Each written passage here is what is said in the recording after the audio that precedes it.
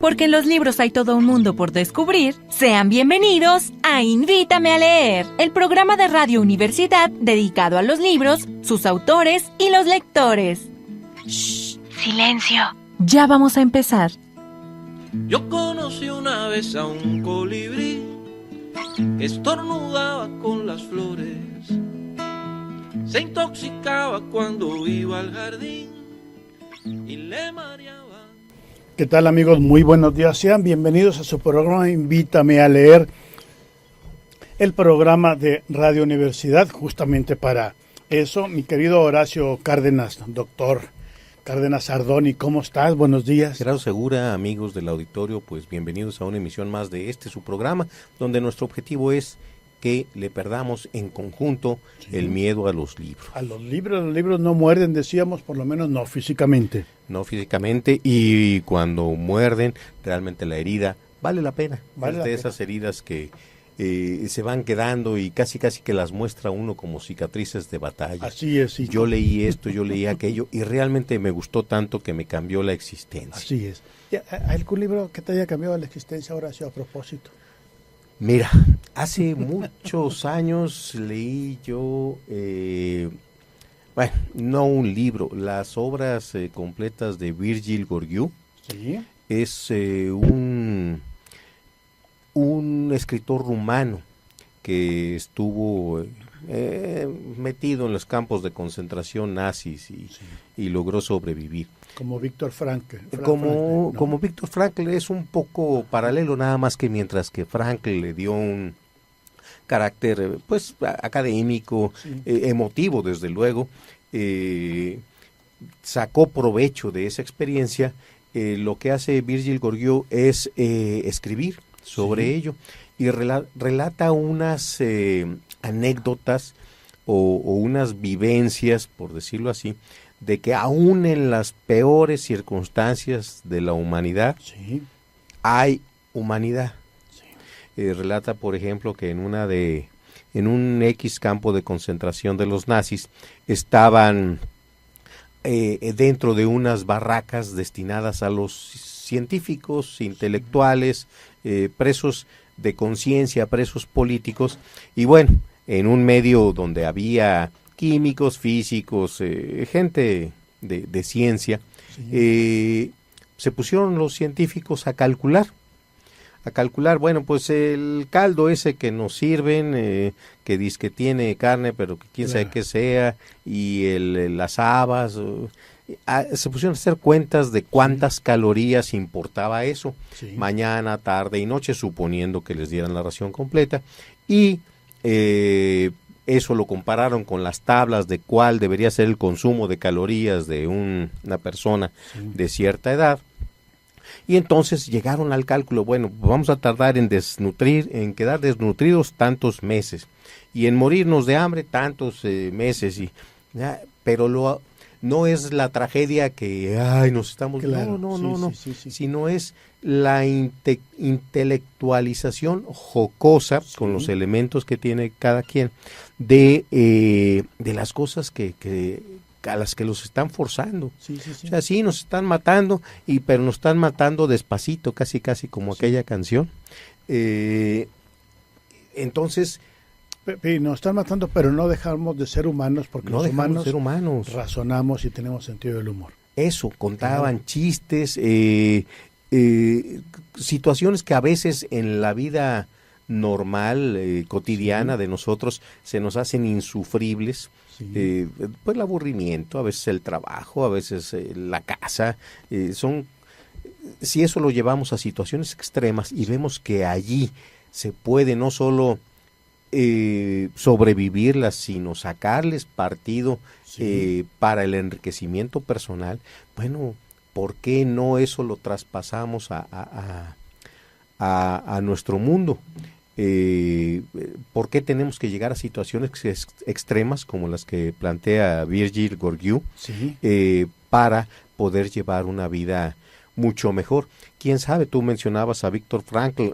¿Quién sabe si no hubiera pasado por el campo de concentración, si hubiera tenido esa visualización de de la existencia y de la convivencia. Claro, y me estoy acordando también en este momento de un compositor judío, desde luego, por eso estaba en un campo de concentración, un compositor judío francés, Oliver Messiaen, quien, habiendo sido arrestado y enviado al campo de concentración, él decidió no dejarse avasallar por el entorno, Sí. por los maltratos, los gritos, la falta de higiene y todo esto que sabemos que fueron los campos de concentración, por lo menos lo sabemos teóricamente, ¿no? Sí, teóricamente, lo Y- hemos leído lo y hemos algunos leído. lo habrán visitado, Sí. pero no lo sufrimos. Pero no nadie de nosotros. tuvimos esa vivencia. Sin embargo, Oliver Messiaen la tuvo y él decidió no dejarse avasallar, y lo que hizo durante su estancia de meses, y no estoy seguro si de años, en los campos de concentración,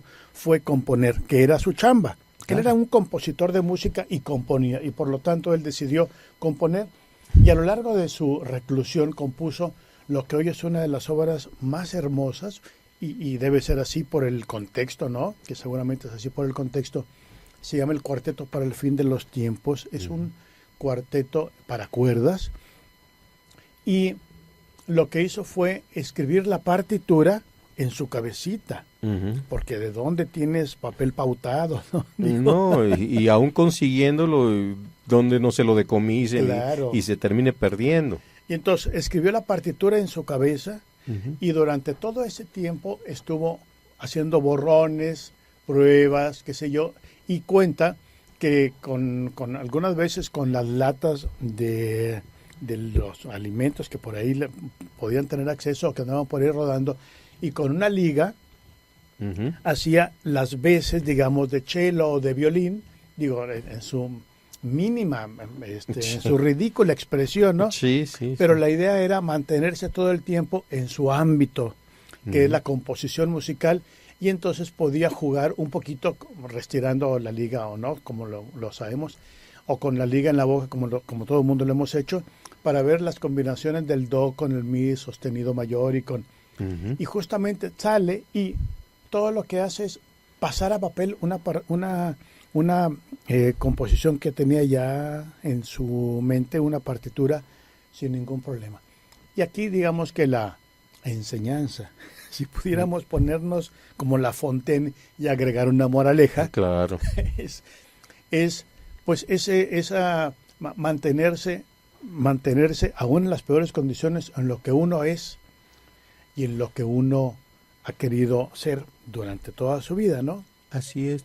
De hecho, alguna vez tuvimos la oportunidad de trabajar en un periódico de aquí de la localidad, y me tocaba editar los domingos. Sí. Debiste haber sido muy feliz, ¿no? La verdad sí, me gustaba Editando mucho. los domingos, sí. Sí. La situación trágica de recibir las notas de los suicidios Sí. en una ciudad que se precia de, bueno, pues cómoda, tranquila, un buen sitio para vivir, etcétera. Sí. Sin embargo, para mucha gente no lo es. Mucha gente elige el domingo para suicidarse. A los periódicos nos venía muy bien porque pues teníamos noticias para el Claro, lunes, pero en términos periodísticos. sí, claro. pero eso es chamba. Lo triste es que durante el tiempo que estuve yo allí, vi una cantidad enorme de suicidios, Sí. de gente simplemente agobiada por una existencia básicamente aburrida porque monótona, Sí, sí, sí. cansada, sin esperanza, sin nada. ¿A poco en Saltillo no puede una persona encontrar algo bonito que ver, algo agradable que convivir, algo que escuchar, algo? No te recomiendo que formules 2 veces la misma pregunta, porque quizá la respuesta no nos convenga. Probablemente como no, sociedad. pero por ahí lo deja uno ir Claro. el anzuelito a ver quién se gancha. Claro. Sí, entonces, si personas de esta clase vivieran en situaciones extremas, Sí. a lo mejor encontrarían algo mucho más motivante. Recuerdo un alumno que tuve yo en la Facultad de Economía, Sí. un muchacho muy chambeador, muy entusiasta para sus cosas. Sí. Yo lo conocí a él primero como instructor de natación. Bueno, pues, hay muchos jovencitos que se ganan unos centavitos, claro, centavos sí. así. Mi hijo en alguna ocasión fue, claro, sí. Sí, y luego ya en la facultad él completaba su vida como ambulante de la Cruz Roja. Eso es como voluntario. No, él era ambulante, o sea, él era empleado de la Cruz Roja, y tenía una función de paramédico y ambulante. Sí. Entonces, él debió ver cosas tremendas.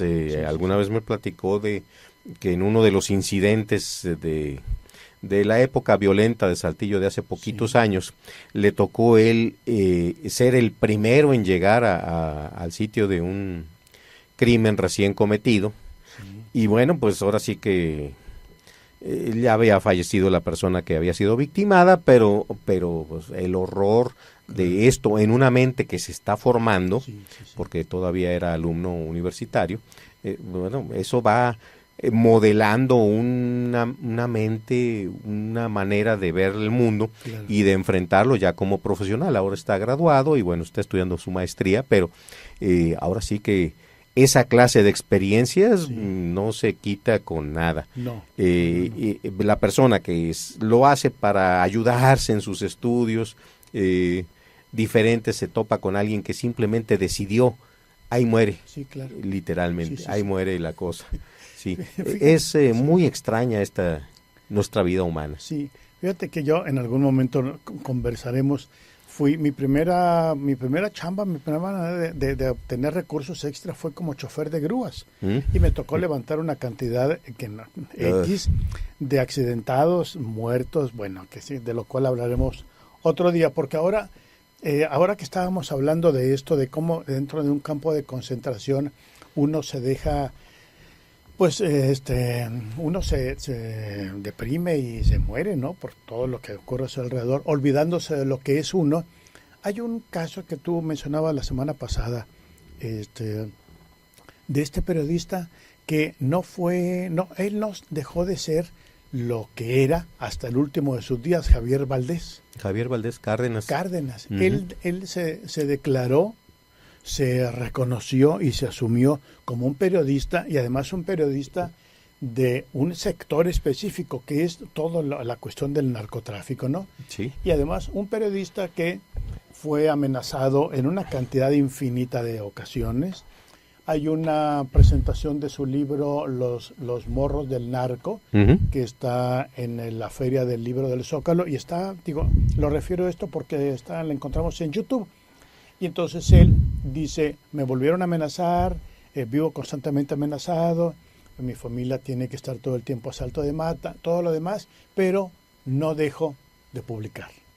No deja de publicar porque ahora sí, por una parte la vocación, el casi vicio que le decíamos la vez pasada de que uno necesita poder expresar lo que tiene y lo hace a través de la letra impresa o de alguno de los otros medios de comunicación. De Radio Universidad, por ejemplo. Por ejemplo, que nos da esta oportunidad. Claro. Pero además, si ve uno los problemas y ha adquirido uno cierto grado de conciencia a través de la comparación, de la plática, de la lectura, ver las cosas, enterarse de las cosas y quedarse callado, es algo, eso sí, es poco menos que insoportable. Así es insoportable tener que, yo conozco este caso, conozco el otro caso, y me quedo callado porque por miedo de que me maten o me hagan algo, o por miedo de que las cosas empeoren. No, ahora sí que uno llega a determinados momentos en la vida que tienes que decidir si vas a plegarte o, teniendo todos los elementos en la mano, bueno, darlo a conocer como mejor lo sabes hacer. Claro. El último de los libros que escribió Javier Valdés es Narcoperiodismo. Sí.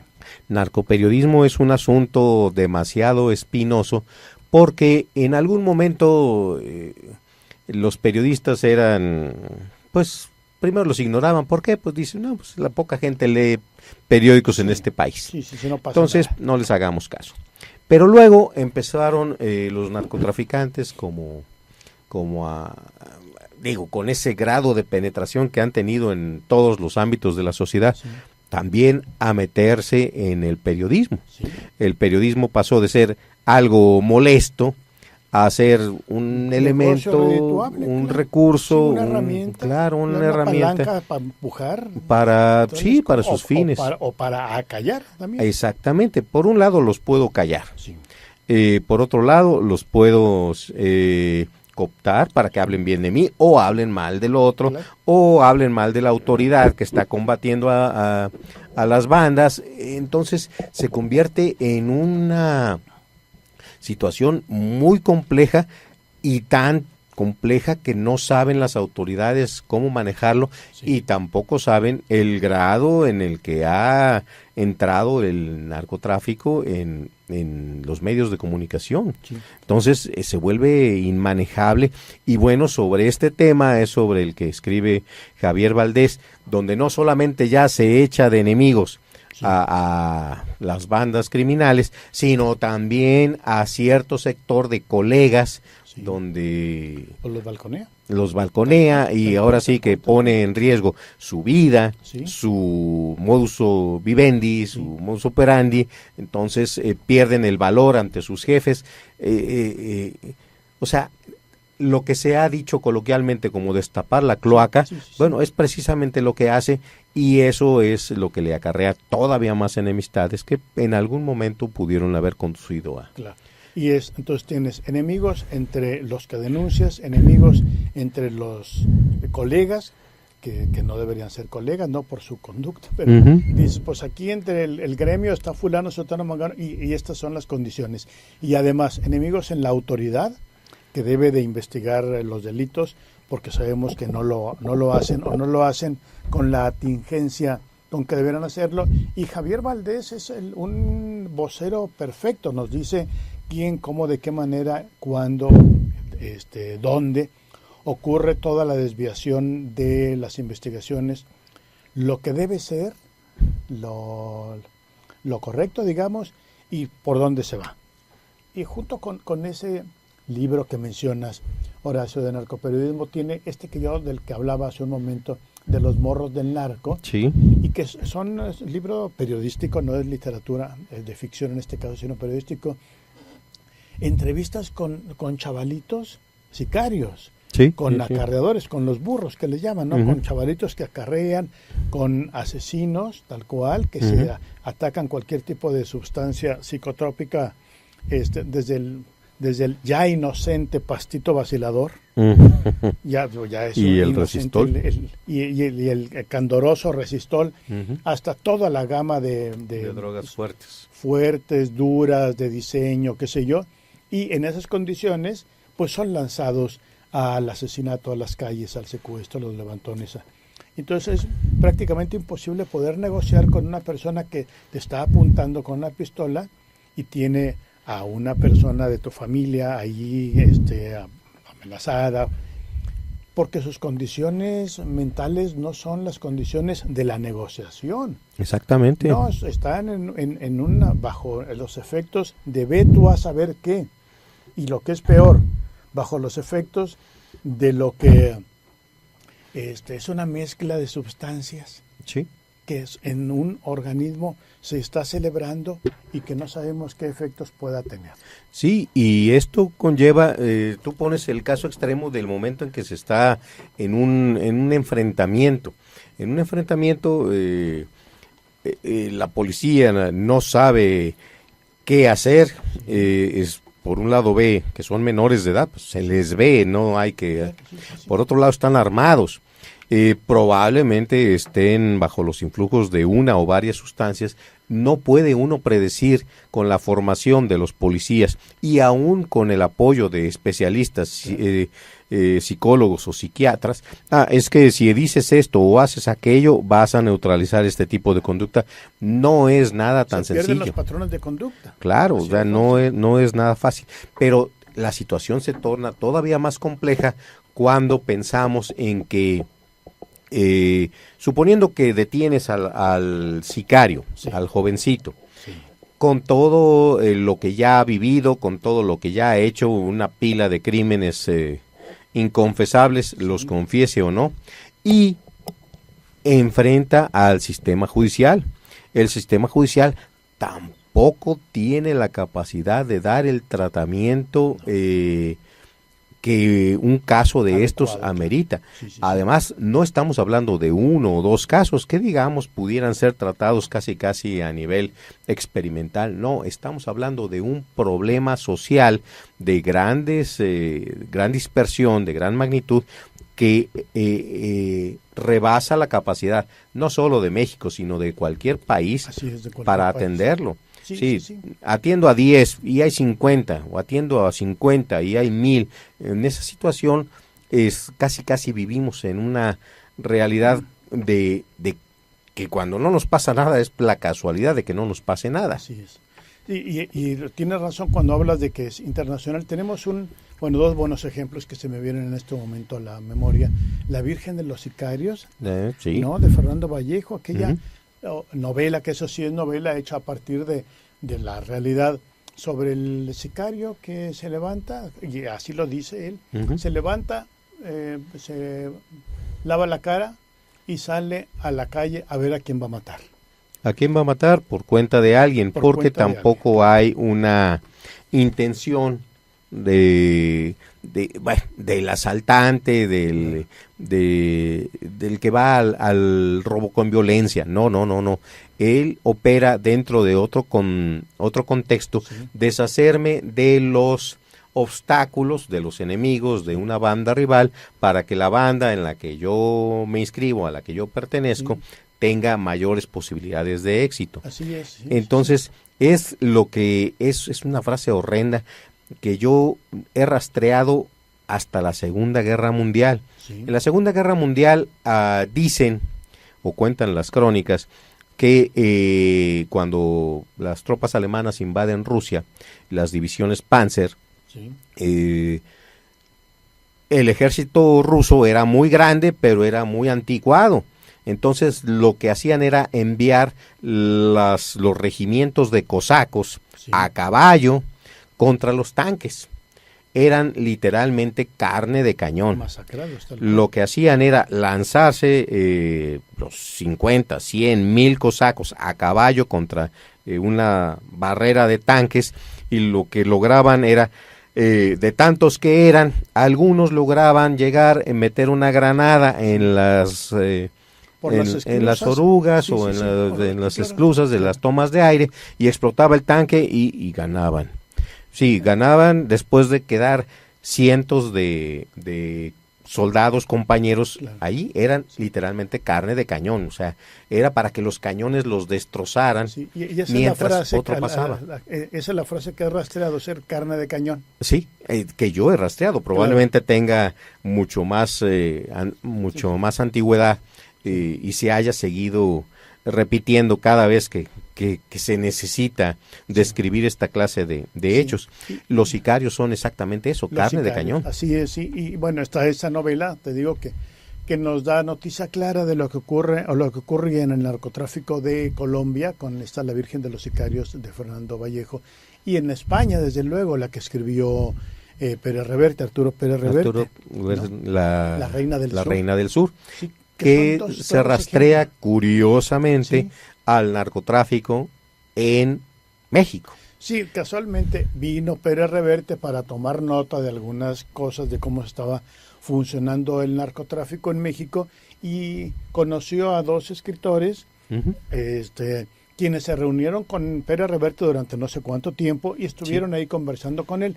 Uno de ellos es Juan José Rodríguez, el autor de una buena novela que se llama Mi nombre es Casablanca, una novela de investigación y crímenes y todo lo demás, y además tiene otra novela que se llama El asesinato en la lavandería china, que es de ficción, vampiros, una cosa así mezclada, ¿no?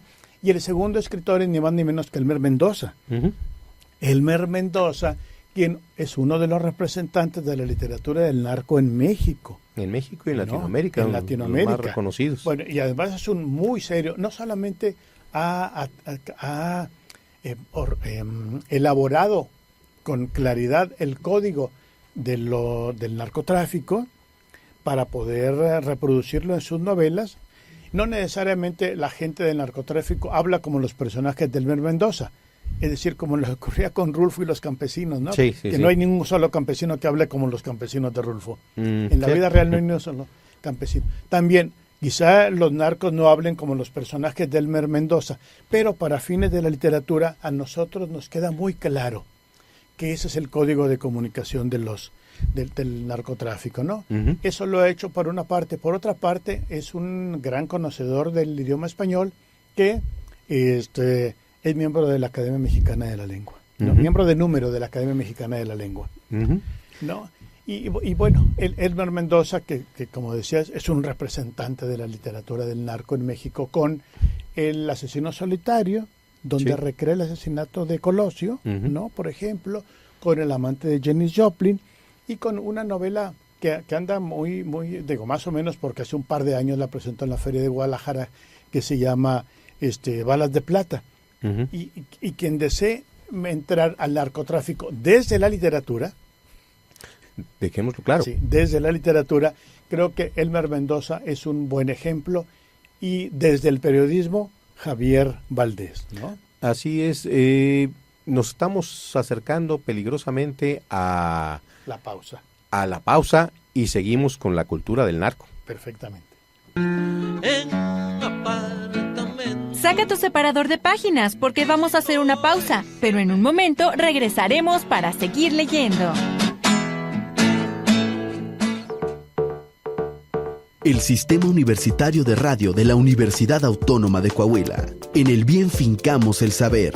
Transmite en Saltillo a través de XHUACS 104.1 MHz de frecuencia modulada. La cultura universitaria en el cuadrante. Riquelme menos político. No, es al revés. Riquelme es un político del PRI, de los de siempre, de los de toda la vida. Mentiroso, tranza y que nomás piensa en sí mismo. Pues ahí no dejó a Torreón con todos los baches por todos lados. Y con niveles de inseguridad e impunidad de miedo. Si no pudo con Torreón, al menos va a poder con Coahuila. PAN. Estos son testimonios de lo que pasó en Torreón hace años. Una bala perdida. Entra hasta el hogar de su casa y sobrevive. Desgraciadamente a los 3 días la perdimos. Buscaban a mi esposo. Se lo llevaron. Nadie supo dónde quedó. Pero hoy está más seguro. Yo votaría por Riquelme. Tenemos lo que hoy tenemos por el ingeniero Riquelme. Soy Miguel Riquelme, tu próximo gobernador. Candidato de la coalición por un Coahuila seguro. Este 4 de junio, vota PRI. Somos socialdemócratas y como tú luchamos por justicia social. Luchamos por darle voz y derecho a grupos vulnerables. Luchamos por un estado de equidad. Luchamos por calidad de vida para los jóvenes. Hagamos la diferencia. Tú también, sé socialdemócrata. Ven y juntos construyamos una nueva historia para Coahuila. ¡Sí, Coahuila! Socialdemócrata Independiente, Partido Político de Coahuila. La carrera de Historia de la Escuela de Ciencias Sociales de la Universidad Autónoma de Coahuila te invita a escuchar Voz de la Memoria, un lugar de análisis sobre el proceso de formación de nuestra identidad. Escúchalo todos los miércoles a las 12 del mediodía por el 104.1 FM de Radio Universidad, la cultura universitaria en el cuadrante. El Sistema Universitario de Radio de la Universidad Autónoma de Coahuila, en el bien fincamos el saber. Transmite en Saltillo a través de XHUACS 104.1 MHz de frecuencia modulada. La cultura universitaria en el cuadrante. Ya estamos de regreso. Abre tu libro para seguir leyendo.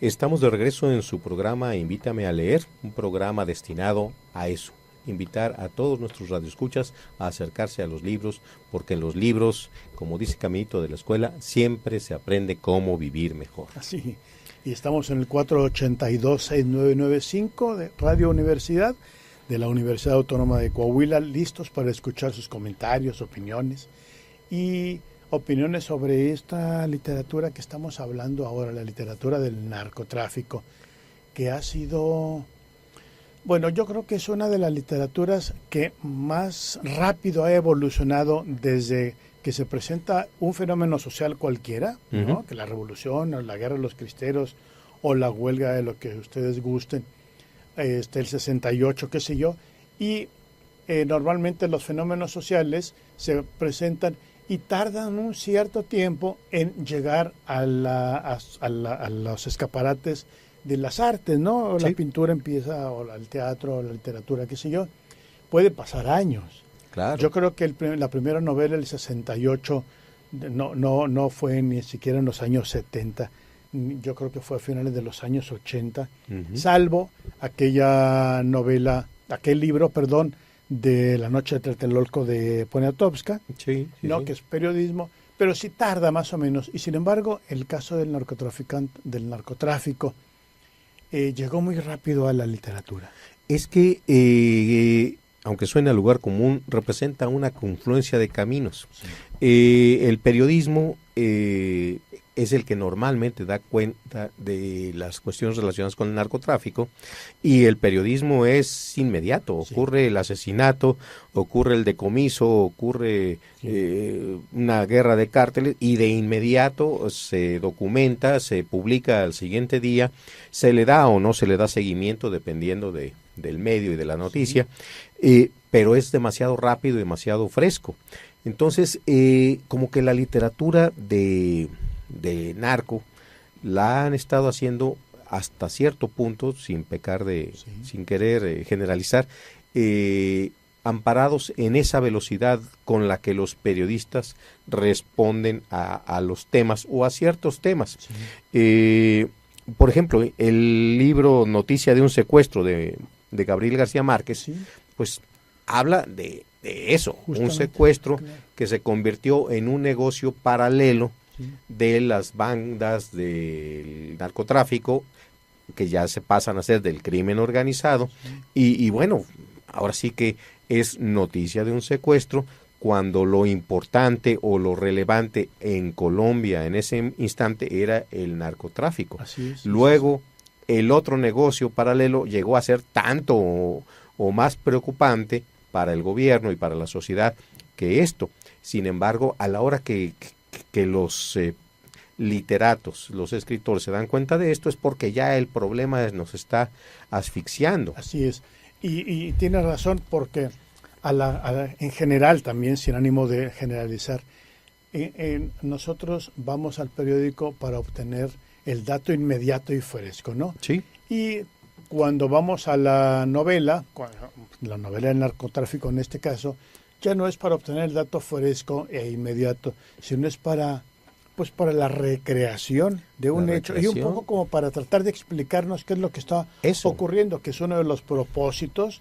No es ni el primero ni el más estético, pero sí es uno de los propósitos de la literatura, ¿no? El autor dice, a ver, me lo voy a contar, a ver si yo ya me puedo explicar a mí mismo cómo estuvo tal cosa, ¿no? Sí, porque el fenómeno ha estado ocurriendo a mucha más velocidad de lo que los gobiernos pueden coparlo desde el punto de vista policiaco, a mayor velocidad de lo que los legisladores pueden generar leyes para decir, y las drogas de diseño van a caer en no.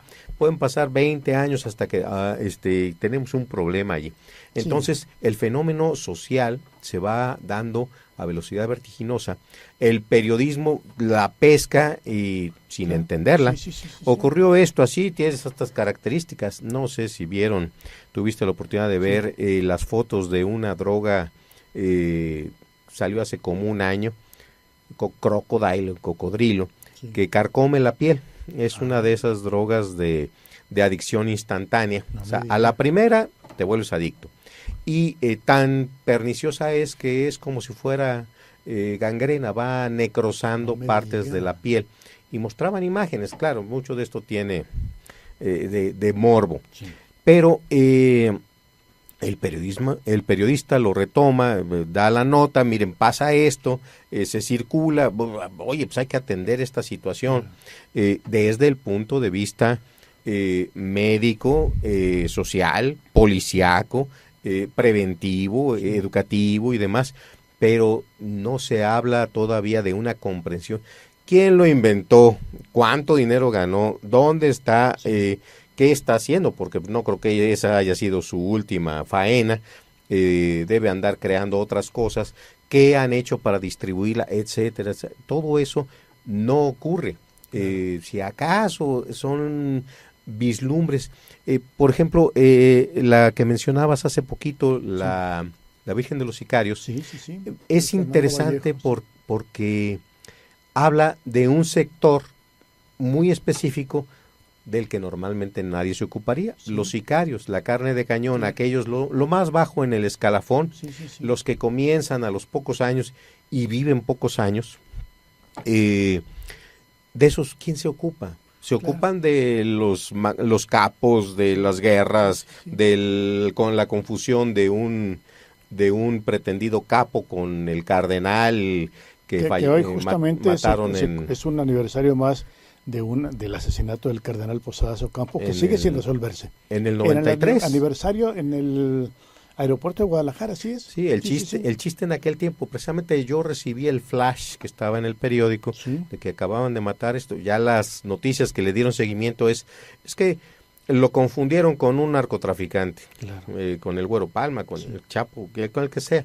Y digo, bueno, pues es que en aquel tiempo el único que podría traer un gran marquís blanco era o un cardenal o un narcotraficante. Todavía no irrumpían la Suburban como luego lo han hecho, ¿no?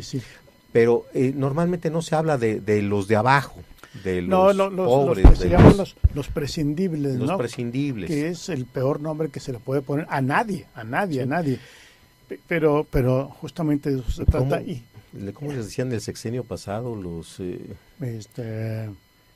Sí, algo así como incidentales, ¿no? Sí, es un daño colateral. Daños colaterales. Es una traducción mala del inglés, que así le llaman, en los enfrentamientos militares. Sí, es terrible. Bueno, y entonces decíamos que nosotros podemos acceder al narcotráfico en la literatura con Elmer Mendoza, por ejemplo, y me estoy ahorita acordando es que hablando de eso se vienen un montón de libros leídos, de las instrucciones para cruzar la frontera de Luis Humberto Croswell, quien él vivió en Tijuana y conoce muy bien todo el tráfico toda la dinámica de la frontera, no el negocio. Sí, no el negocio, no. Sí. Y además sería incapaz Luis Humberto de meterse él es un excelente escritor como para además andar metido en esas otras cosas, ¿no? Y el chihuahuense Víctor Hugo Rascón Banda. También. No, con esta novela de Contrabando. Y Beff, el Beff es un escritor de la Ciudad de México casado con una saltillense. El nombre completo es Bernardo Fernández.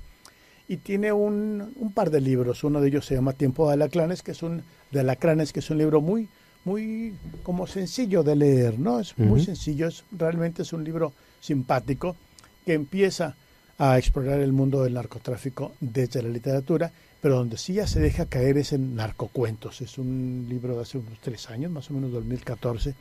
Sí estamos hablando de cosas serias, ¿no? Sí. Y déjame, les cuento, Horacio, amigos, les cuento que acaba de aparecer un escritor, quiero decir porque no tiene más que 5 o 6 años de haber, creo que en el 2012 fue su primera novela, que se llama Hilario Peña. Hilario Peña, un jovencito, de hecho él es un capataz, o era, no sé si todavía, capataz de una maquiladora en la frontera, y creo que estudiante de economía también, por lo menos en ese tiempo, y un día decidió ser escritor, que era lo que realmente le gustaba. Claro. Y se puso a escribir una novela que se llama Mala Suerte en Tijuana, del nacimiento de un comandante del sector de narcóticos, y le fue re bien. La mandó a la editorial, y la editorial, cosa extrañísima, y tú lo sabes muy bien, en 3 meses desde que la recibió, la publicó. Y sabemos que hay editoriales que se toman 2 años para dictaminar. Decir no siempre no, o vamos a mandarlo a edición. Sí. Entonces, en el caso de Hilario Peña con Mala Suerte en Tijuana, en 3 meses sobres, papas, y ahí estuvo, ¿no? Ya en librerías. Esto habla perfectamente bien de la calidad de Hilario Peña y de estas tres, que es una trilogía. Le fue tan bien que decidió escribir la segunda y terminó con una tercera, la hizo trilogía, se llama La mujer de los hermanos Reina, creo que es la tercera, no me hagan mucho caso, pero creo que es una manera de poder entrarle a la llamada narcoliteratura. Sí. Y si nuestros amigos del auditorio desean o están interesados en ver qué carambas es la narcoliteratura o cómo se define, yo me quiero regresar a aquella discusión de Rafael Lemus y el gordo Parra, ¿cómo se llama? Eduardo Parra.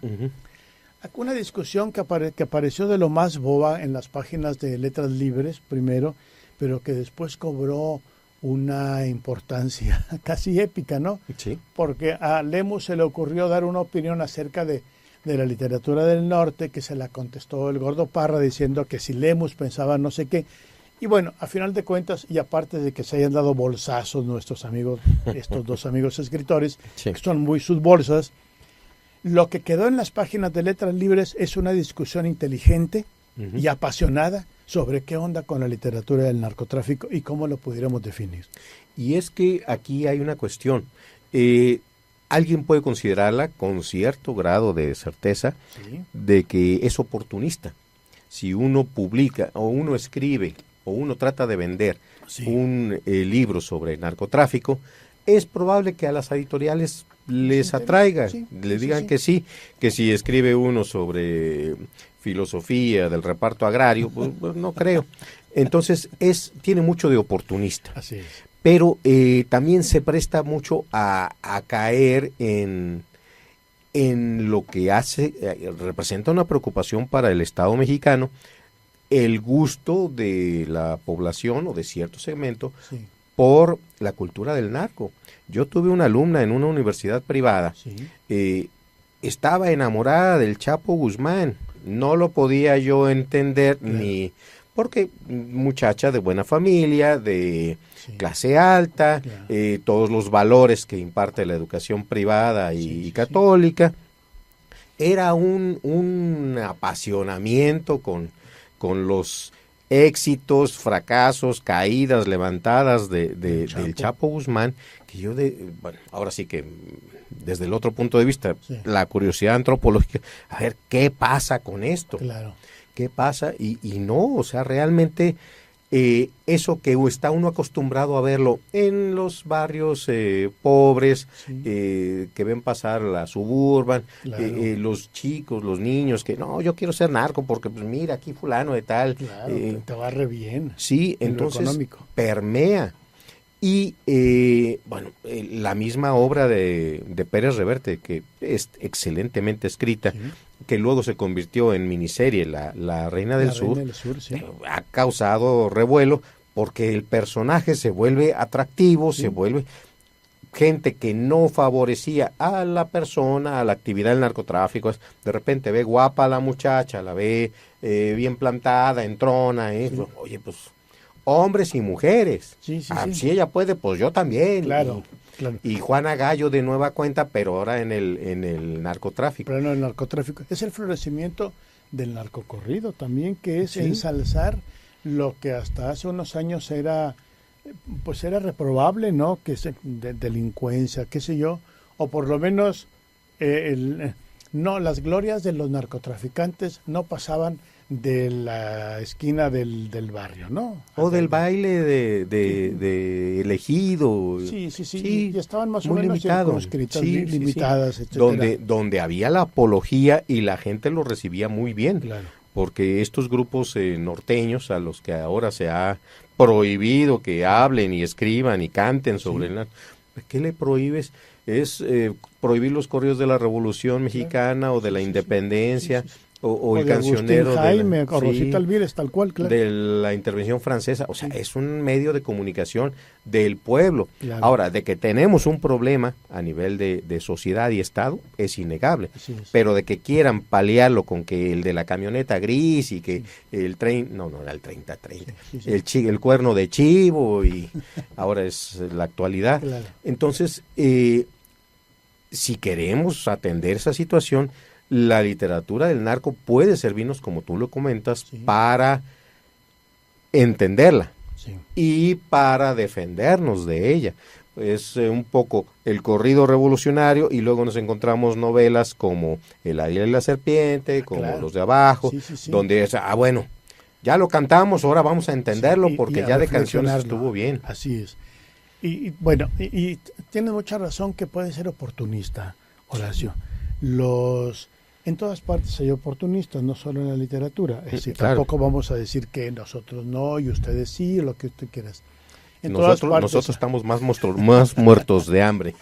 Y entonces, pues yo creo que bueno, te tengo que preguntar definitivamente, ¿cuáles son las novelas del narcotráfico que tú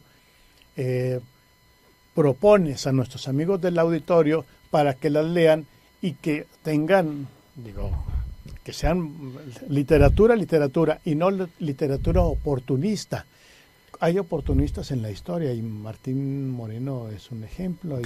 Hay oportunistas en la autoayuda, y Cuauhtémoc Sánchez es el ejemplo. No, y de caldito de pollo ya estamos, pero hasta el cogot. Todo el mundo. Entonces, ¿cuáles son en tu criterio, las novelas de narcotráfico que les das la palomita de seriedad? Bueno, por lo chocante, porque realmente casi no la acabo de leer, la noticia de un secuestro es horrenda. Sí. O sea, Gabriel García... La historia que se cuenta. La historia y lo que transmite. O sea, es una situación, es un negocio y es un hecho, el secuestro de una persona. Ok, sí, pero todo lo que hay detrás que permea a la sociedad, a lo que uno no le encuentra solución, no es al secuestro, es al problema social, que bueno, está ese, y al rato van a secuestrar a otro, y al rato van a matar a otro. Entonces, ese es el sentimiento que transmite. Es una novela muy desoladora. Sí, es altamente recomendable. La Virgen de los Sicarios también es tremenda. Habla de individuos sin nombre casi, el sufrimiento, el destino manifiesto, aunque suene político. El destino social, claro. Van a morir violentamente. Esa mentalidad de vivir como rey un año y ya. Es desolador, volvemos a lo mismo. Y bueno, pasando a lo no tan serio, pero que también transmite una enormidad, hay un libro del Fisgón, un libro de caricaturas que se llama Narcotráfico para Inocentes. Es altamente recomendable también, porque muchas veces una caricatura nos golpea tanto o más que un libro de 500 páginas. Sí, es más ácido que el ácido lisérgico, el Fisgón, que te pone te voltea y te pone a girar horriblemente. Y por supuesto, los trabajos del recientemente fallecido, asesinado Javier Valdés, todos ellos son altamente recomendables, revalorados ahora.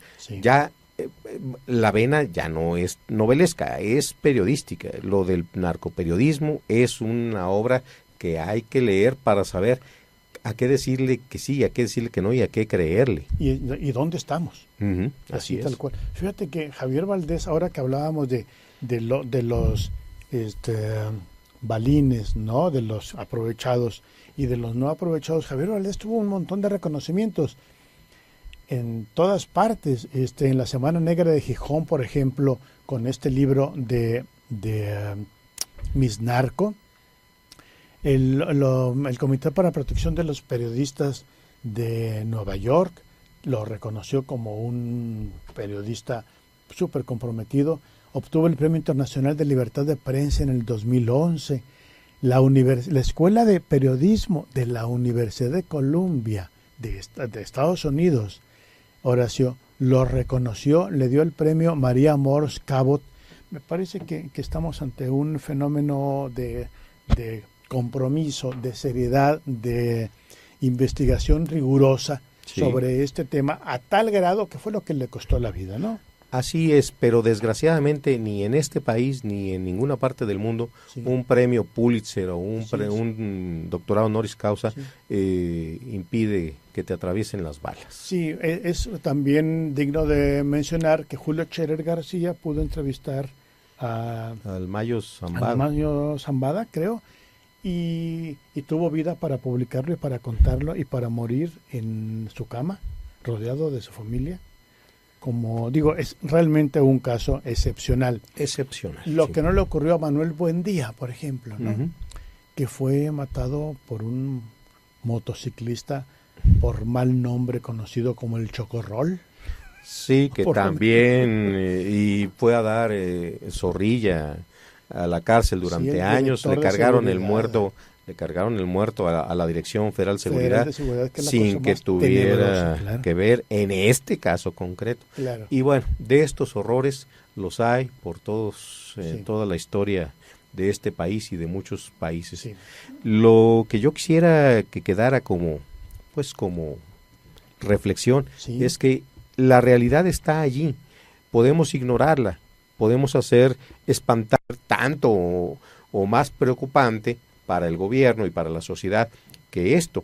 Sin embargo, a la hora que los literatos, los escritores se dan cuenta de esto, es porque ya el problema nos está asfixiando. Así es.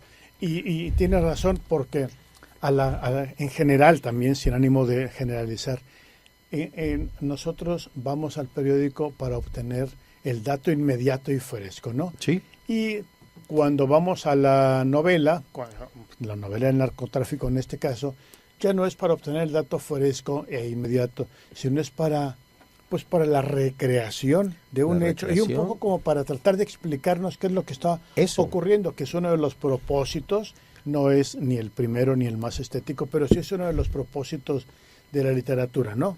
El autor dice, claro, a ver, me lo voy a contar a ver si yo ya me puedo explicar a mí mismo cómo estuvo tal cosa, ¿no? Sí, porque el fenómeno ha estado ocurriendo a mucha más velocidad de lo que los gobiernos pueden coparlo desde el punto de vista policiaco, a mayor velocidad de lo que los legisladores pueden generar leyes para decir, y las drogas de diseño van a caer en no.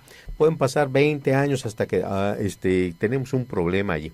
Entonces, el fenómeno social se va dando a velocidad vertiginosa. El periodismo la pesca y sin entenderla. Ocurrió esto así, tiene estas características. No sé si tuviste la oportunidad de ver las fotos de una droga, salió hace como un año, cocodrilo, que carcome la piel. Es una de esas drogas de adicción instantánea. A la primera te vuelves adicto. Y tan perniciosa es que es como si fuera gangrena, va necrosando partes de la piel. Y mostraban imágenes, claro, mucho de esto tiene de morbo.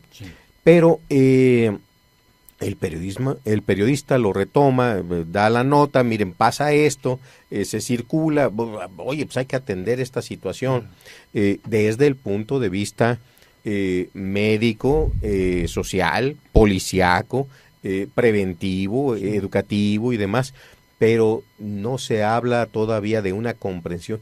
¿Quién lo inventó? ¿Cuánto dinero ganó? ¿Dónde está? ¿Qué está haciendo? Porque no creo que esa haya sido su última faena. Debe andar creando otras cosas. ¿Qué han hecho para distribuirla? Etcétera, etcétera. Todo eso no ocurre. Si acaso son vislumbres. Por ejemplo, la que mencionabas hace poquito, la Virgen de los Sicarios, es interesante porque habla de un sector muy específico del que normalmente nadie se ocuparía. Los sicarios, la carne de cañón, aquellos lo más bajo en el escalafón, los que comienzan a los pocos años y viven pocos años. De esos, ¿quién se ocupa? Se ocupan de los capos, de las guerras, con la confusión de un de un pretendido capo con el cardenal que hoy justamente mataron es un aniversario más del asesinato del cardenal Posadas Ocampo, que sigue sin resolverse. En el 93. En el aniversario en el aeropuerto de Guadalajara, ¿sí es? Sí, el chiste en aquel tiempo, precisamente yo recibí el flash que estaba en el periódico de que acababan de matar esto. Ya las noticias que le dieron seguimiento es que lo confundieron con un narcotraficante, claro. Con el Güero Palma, con el Chapo, con el que sea. Y digo, bueno, pues es que en aquel tiempo el único que podría traer un gran marquís blanco era o un cardenal o un narcotraficante. Claro. Todavía no irrumpían la Suburban, claro, como luego lo han hecho, ¿no? Pero normalmente no se habla de los de abajo, de los pobres. Se llaman los prescindibles, los ¿no? Prescindibles. Que es el peor nombre que se le puede poner a nadie. Pero justamente de eso se trata. ¿Cómo les decían del sexenio pasado? Los sí, algo así como incidentales, ¿no? Sí, es un daño colateral. Daños colaterales. Sí. Es una traducción mala del inglés, que así le llaman, en los enfrentamientos militares. Sí, es terrible. Bueno, y entonces decíamos que nosotros podemos acceder al narcotráfico en la literatura con Elmer Mendoza, por ejemplo, y me estoy ahorita acordando es que hablando de eso se vienen un montón de libros leídos, de las instrucciones para cruzar la frontera de Luis Humberto Croswell, quien él vivió en Tijuana y conoce muy bien todo el tráfico toda la dinámica de la frontera, no el negocio. Sí, no el negocio, no. Sí. Y además sería incapaz Luis Humberto de meterse él es un excelente escritor como para además andar metido en esas otras cosas, ¿no?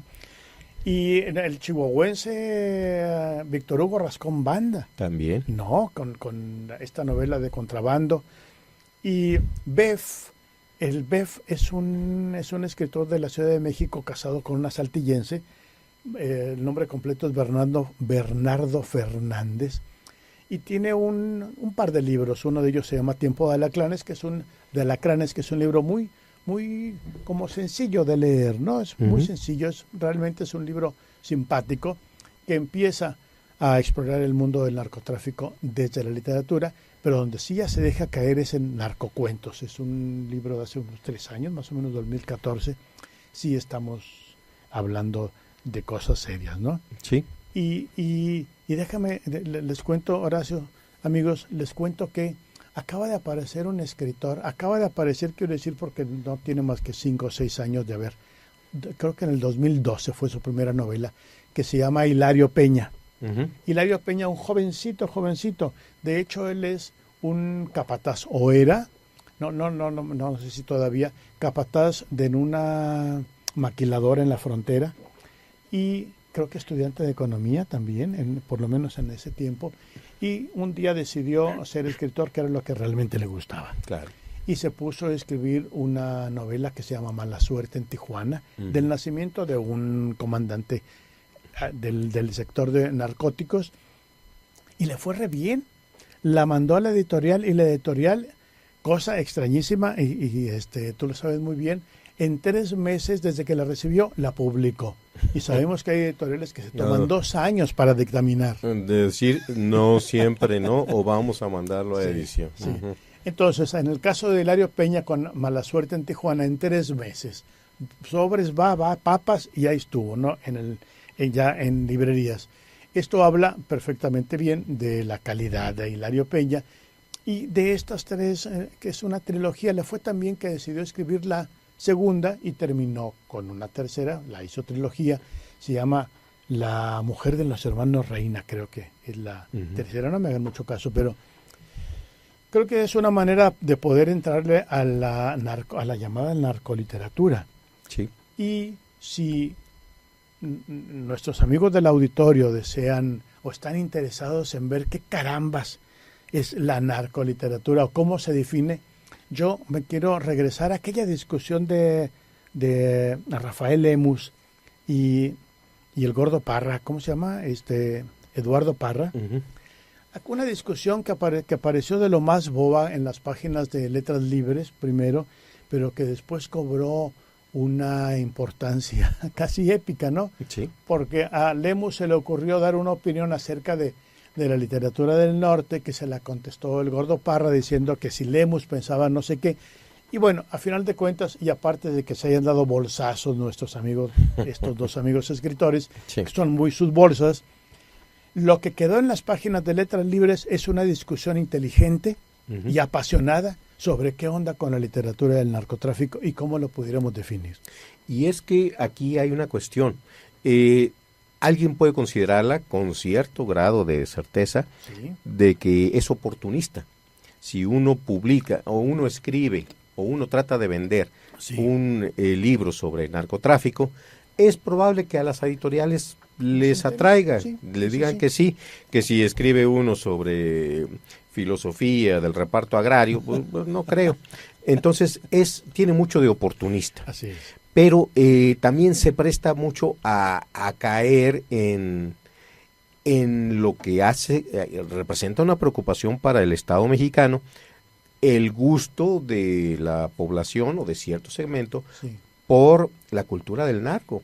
Yo tuve una alumna en una universidad privada, estaba enamorada del Chapo Guzmán, no lo podía yo entender ni porque muchacha de buena familia, de clase alta, todos los valores que imparte la educación privada y católica, era un apasionamiento con los éxitos, fracasos, caídas, levantadas del Chapo Guzmán, que yo bueno, ahora sí que desde el otro punto de vista, la curiosidad antropológica, a ver qué pasa con esto. Claro. ¿Qué pasa? Y no, o sea, realmente eso que está uno acostumbrado a verlo en los barrios pobres, que ven pasar la Suburban, los chicos, los niños, que no, yo quiero ser narco porque pues mira, aquí fulano de tal. Claro, te va re bien. Sí, entonces permea. Y bueno, la misma obra de Pérez Reverte, que es excelentemente escrita, que luego se convirtió en miniserie, La Reina del Sur, ha causado revuelo porque el personaje se vuelve atractivo, se vuelve gente que no favorecía a la persona, a la actividad del narcotráfico. De repente ve guapa a la muchacha, la ve bien plantada, entrona, oye, pues hombres y mujeres. Si ella puede, pues yo también. Claro. Y Juana Gallo de nueva cuenta, pero ahora en el narcotráfico. Pero en el narcotráfico. Es el florecimiento del narcocorrido también, que es ensalzar lo que hasta hace unos años era reprobable, ¿no? Que es de delincuencia, qué sé yo, o por lo menos no, las glorias de los narcotraficantes no pasaban de la esquina del barrio, ¿no? O del baile de elegido. Sí, y estaban más o menos circunscritas, limitadas, etcétera. Donde había la apología y la gente lo recibía muy bien. Claro. Porque estos grupos norteños a los que ahora se ha prohibido que hablen y escriban y canten sobre el narco, ¿qué le prohíbes? Es prohibir los corridos de la Revolución Mexicana o de la Independencia. O el cancionero Jaime, Rosita Alvírez, tal cual, claro. De la intervención francesa, o sea, es un medio de comunicación del pueblo. Claro. Ahora, de que tenemos un problema a nivel de sociedad y Estado, es innegable, pero de que quieran paliarlo con que el de la camioneta gris y que el tren, no era el 30-30, el cuerno de chivo y ahora es la actualidad. Claro. Entonces, si queremos atender esa situación, la literatura del narco puede servirnos, como tú lo comentas, para entenderla y para defendernos de ella. Es un poco el corrido revolucionario y luego nos encontramos novelas como El Águila y la Serpiente, como Los de Abajo, donde es, bueno, ya lo cantamos, ahora vamos a entenderlo porque ya de canciones estuvo bien. Así es. Y bueno, y tienes mucha razón que puede ser oportunista, Horacio. En todas partes hay oportunistas, no solo en la literatura. Es decir, tampoco vamos a decir que nosotros no y ustedes sí, o lo que usted quieras. Nosotros estamos más muertos de hambre. Y entonces, pues yo creo que bueno, te tengo que preguntar definitivamente, ¿cuáles son las novelas del narcotráfico que tú propones a nuestros amigos del auditorio para que las lean y que tengan, que sean literatura y no literatura oportunista. Hay oportunistas en la historia y Martín Moreno es un ejemplo. Claro, hay oportunistas en la autoayuda y Cuauhtémoc Sánchez es el ejemplo. No, y de caldito de pollo ya estamos, pero hasta el cogot. Todo el mundo. Entonces, ¿tú cuáles son en tu criterio, las novelas de narcotráfico que les das la palomita de seriedad? Bueno, por lo chocante, porque realmente casi no la acabo de leer, la noticia de un secuestro es horrenda. Sí.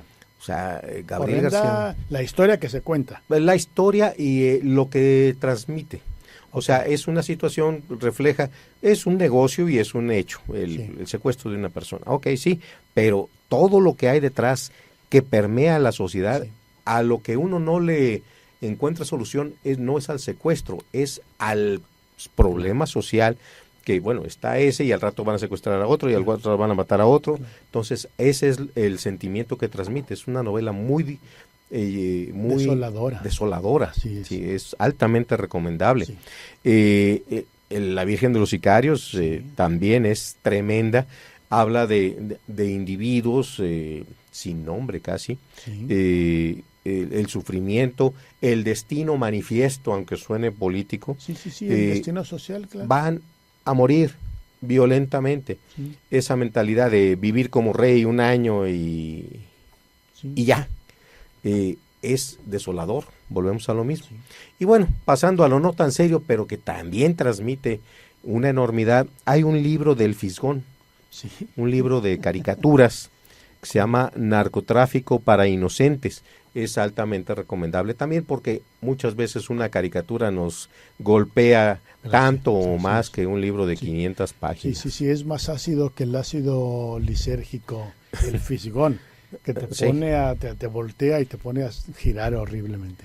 Y por supuesto los trabajos del recientemente fallecido, asesinado Javier Valdés, todos ellos son altamente recomendables, revalorados ahora. Sí. Ya la vena ya no es novelesca, es periodística. Lo del narcoperiodismo es una obra que hay que leer para saber a qué decirle que sí, a qué decirle que no y a qué creerle. ¿Y dónde estamos?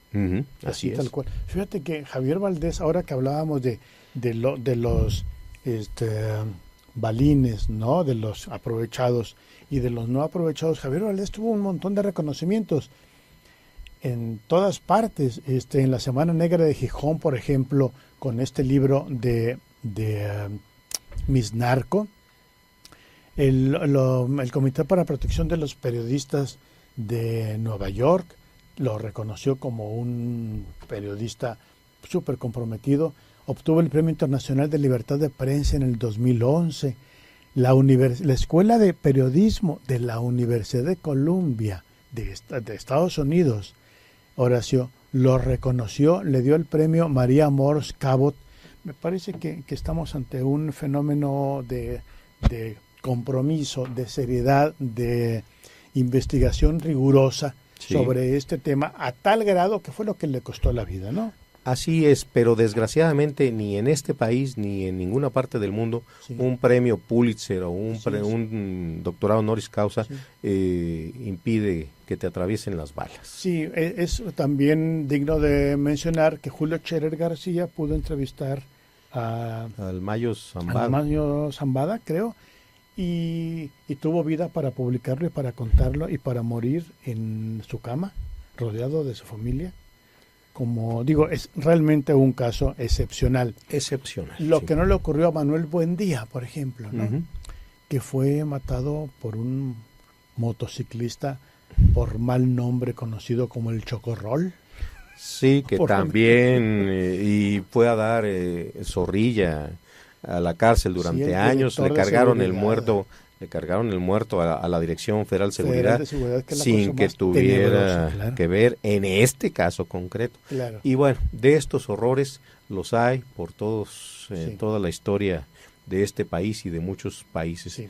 Lo que yo quisiera que quedara como pues como reflexión, es que la realidad está allí, podemos ignorarla, podemos hacer espantar, canten sobre el narco. ¿Qué le prohíbes? Es prohibir los corridos de la Revolución Mexicana o de la Independencia. O el cancionero Jaime, o Rosita Alvírez, tal cual, claro. De la intervención francesa, o sea, es un medio de comunicación del pueblo. Claro. Ahora, de que tenemos un problema a nivel de sociedad y Estado, es innegable, pero de que quieran paliarlo con que el de la camioneta gris y que el tren, no era el 30-30, el cuerno de chivo, y ahora es la actualidad. Claro. Entonces, si queremos atender esa situación, la literatura del narco puede servirnos, como tú lo comentas, para entenderla y para defendernos de ella. Es un poco el corrido revolucionario, y luego nos encontramos novelas como El Águila y la Serpiente, como Los de Abajo, donde es, bueno, ya lo cantamos, ahora vamos a entenderlo porque ya de canciones estuvo bien. Así es. Y bueno, y tienes mucha razón que puede ser oportunista, Horacio. En todas partes hay oportunistas, no solo en la literatura. Es decir, tampoco vamos a decir que nosotros no y ustedes sí, lo que tú quieras. Nosotros estamos más muertos de hambre. Y entonces, pues yo creo que bueno, te tengo que preguntar definitivamente, ¿cuáles son las novelas del narcotráfico que tú propones a nuestros amigos del auditorio para que las lean y que tengan, que sean literatura y no literatura oportunista? Hay oportunistas en la historia y Martín Moreno es un ejemplo. Hay oportunistas en la autoayuda y Cuauhtémoc Sánchez es el ejemplo. Y de caldito de pollo ya estamos, pero hasta el cogot. Todo el mundo. Entonces, ¿cuáles son en tu criterio, las novelas de narcotráfico que les das la palomita de seriedad? Bueno, por lo chocante, porque realmente casi no la acabo de leer, la noticia de un secuestro es horrenda. Sí. O sea, Gabriel García... La historia que se cuenta. La historia y lo que transmite. O sea, es una situación, refleja, es un negocio y es un hecho, el secuestro de una persona. Ok, sí, pero todo lo que hay detrás que permea la sociedad, a lo que uno no le encuentra solución, no es al secuestro, es al problema social, que bueno, está ese y al rato van a secuestrar a otro y al rato van a matar a otro. Entonces, ese es el sentimiento que transmite. Es una novela muy desoladora. Sí, es altamente recomendable. La Virgen de los Sicarios también es tremenda. Habla de individuos sin nombre casi, el sufrimiento, el destino manifiesto, aunque suene político. El destino social, claro. Van a morir violentamente. Esa mentalidad de vivir como rey un año y ya. Es desolador, volvemos a lo mismo. Y bueno, pasando a lo no tan serio, pero que también transmite una enormidad, hay un libro del Fisgón, un libro de caricaturas que se llama Narcotráfico para Inocentes.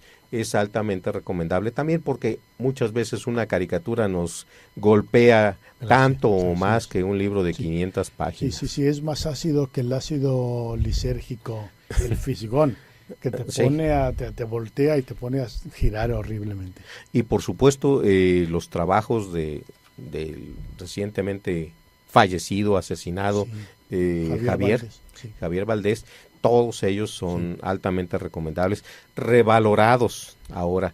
Ya la vena ya no es novelesca, es periodística. Lo del narcoperiodismo es una obra que hay que leer para saber a qué decirle que sí, a qué decirle que no y a qué creerle. ¿Y dónde estamos?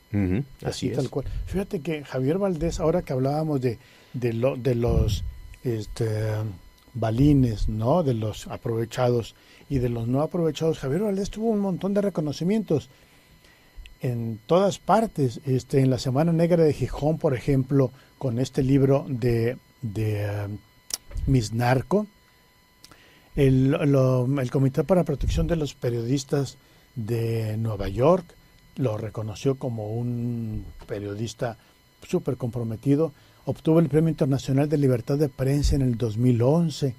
La Escuela de Periodismo de la Universidad de Columbia de Estados Unidos, Horacio, lo reconoció, le dio el premio María Morse Cabot. Me parece que estamos ante un fenómeno de compromiso, de seriedad, de investigación rigurosa sobre este tema, a tal grado que fue lo que le costó la vida, ¿no? Así es, pero desgraciadamente ni en este país ni en ninguna parte del mundo un premio Pulitzer o un doctorado honoris causa impide que te atraviesen las balas. Sí, es también digno de mencionar que Julio Scherer García pudo entrevistar al Mayo Zambada. Al Mayo Zambada, creo, y tuvo vida para publicarlo y para contarlo y para morir en su cama, rodeado de su familia. Como digo, es realmente un caso excepcional. Excepcional. Lo que no le ocurrió a Manuel Buendía, por ejemplo, ¿no? Que fue matado por un motociclista por mal nombre conocido como el Chocorrol. Sí, que también y fue a dar zorrilla a la cárcel durante años. Le cargaron el muerto. Le cargaron el muerto a la Dirección Federal de Seguridad, sin que tuviera que ver en este caso concreto. Claro. Y bueno, de estos horrores los hay por toda la historia de este país y de muchos países. Sí. Lo que yo quisiera que quedara como reflexión es que la realidad está allí. Podemos ignorarla, podemos hacer espantar, decirle que sí, a qué decirle que no y a qué creerle. ¿Y dónde estamos? Así es. Tal cual. Fíjate que Javier Valdés, ahora que hablábamos de los balines, ¿no? De los aprovechados y de los no aprovechados, Javier Valdés tuvo un montón de reconocimientos en todas partes. En la Semana Negra de Gijón, por ejemplo, con este libro de Miss Narco. El Comité para Protección de los Periodistas de Nueva York lo reconoció como un periodista súper comprometido. Obtuvo el Premio Internacional de Libertad de Prensa en el 2011. La Escuela de Periodismo de la Universidad de Columbia de Estados Unidos, Horacio, lo reconoció, le dio el premio María Morse Cabot. Me parece que estamos ante un fenómeno de compromiso, de seriedad, de investigación rigurosa sobre este tema, a tal grado que fue lo que le costó la vida, ¿no? Así es, pero desgraciadamente ni en este país ni en ninguna parte del mundo un premio Pulitzer o un doctorado honoris causa impide que te atraviesen las balas. Sí, es también digno de mencionar que Julio Scherer García pudo entrevistar al Mayo Zambada. Al Mayo Zambada, creo, y tuvo vida para publicarlo y para contarlo y para morir en su cama, rodeado de su familia. Como digo, es realmente un caso excepcional. Excepcional. Lo que no le ocurrió a Manuel Buendía, por ejemplo, ¿no? Que fue matado por un motociclista por mal nombre conocido como el Chocorrol. Sí, que también y fue a dar zorrilla a la cárcel durante años. Le cargaron el muerto. Le cargaron el muerto a la Dirección Federal de Seguridad, sin que tuviera que ver en este caso concreto. Claro. Y bueno, de estos horrores los hay por toda la historia de este país y de muchos países. Sí. Lo que yo quisiera que quedara como reflexión es que la realidad está allí. Podemos ignorarla, podemos hacer espantar. Lo que no le ocurrió a Manuel Buendía, por ejemplo, ¿no? Que fue matado por un motociclista por mal nombre conocido como el Chocorrol. Sí, que también y fue a dar zorrilla a la cárcel durante años. Le cargaron el muerto. Le cargaron el muerto a la Dirección Federal de Seguridad, sin que tuviera que ver en este caso concreto. Claro. Y bueno, de estos horrores los hay por toda la historia de este país y de muchos países. Sí. Lo que yo quisiera que quedara como reflexión es que la realidad está allí. Podemos ignorarla, podemos hacer espantar. hay por todos, toda la historia de este país y de muchos países. Sí. Lo que yo quisiera que quedara como reflexión es que la realidad está allí, podemos ignorarla, podemos hacer espantarla, es que la realidad está allí, podemos ignorarla, podemos hacer espantarla, podemos hacer espantar